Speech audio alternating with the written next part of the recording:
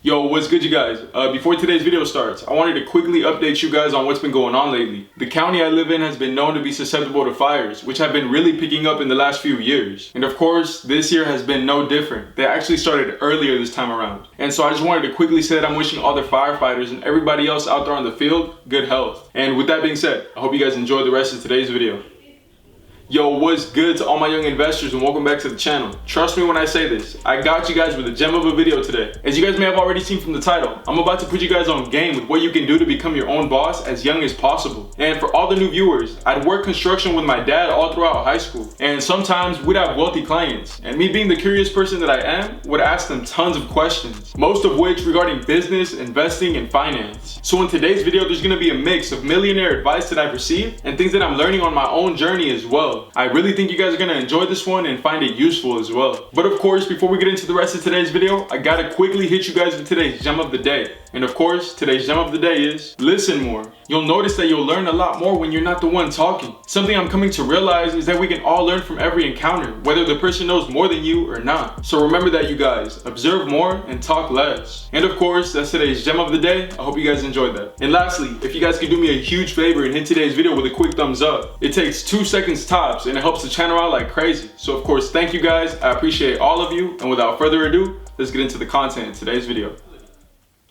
So the very first thing that we've got to do is to develop a boss mentality. I really want you guys to approach things differently. There's really 2 ways we can look at things from a business point of view. One of which is a consumer's point of view and an owner's point of view. And I want to use Nike as an example. I guarantee you'll never walk out of your door and not see somebody with a pair of Nikes on. Yeah, they're dope shoes, but what about the company that owns the brand? Nike themselves. I want you guys to think in matters of, can we invest in the company or not? And if so, how? Check this out, you guys. Nike stock is currently worth roughly $100 as I film today's video. And pairs of Jordans are going for $200, $300, even $400. You can own a pair of shoes, that's completely fine. But I want you guys to know that you can own the company as well. I mean, are you guys seeing the levels here? And another great example of this is Apple, a $2 trillion company. It seems like everybody has an iPhone nowadays. A consumer looks at the company and likes the products they make. And a boss looks at the exact same company and thinks about ownership. And like I just mentioned earlier, I'm not trying to make it seem like I'm trying to hate on anybody for buying a product. I'm just trying to make it be known that you can buy a product and own the company as well. Now that's a whole different type of flex. And once you do that, every product that the company sells contributes to the company's growth, which in turn grows your investment with them over time. And at that point, it's much bigger than just shoes and phones. So that's number 1. Have a boss and ownership mentality with whatever you do. And so, moving forward, number 2,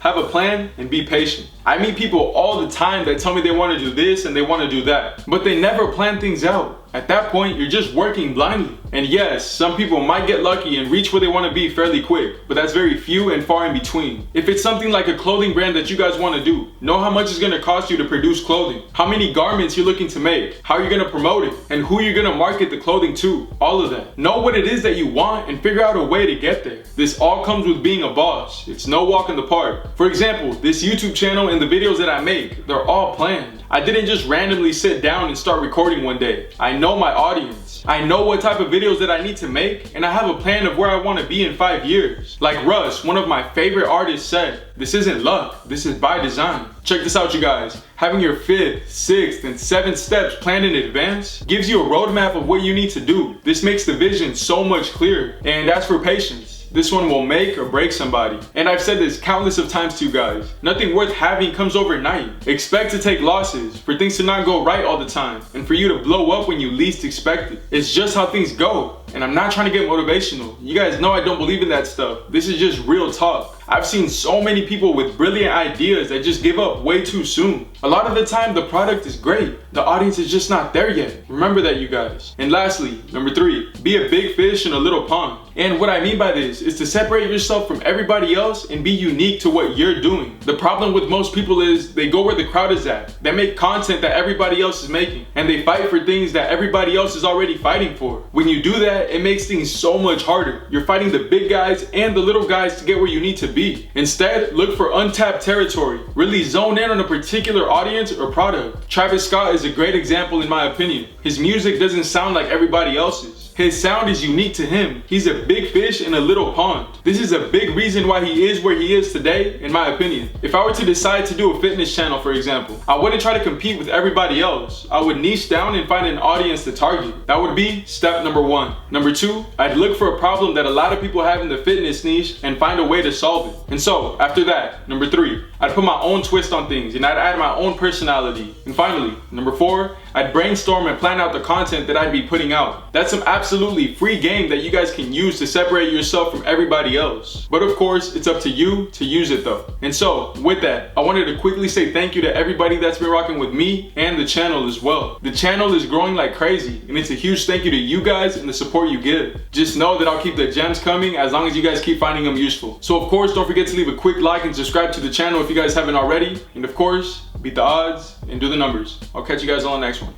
Peace.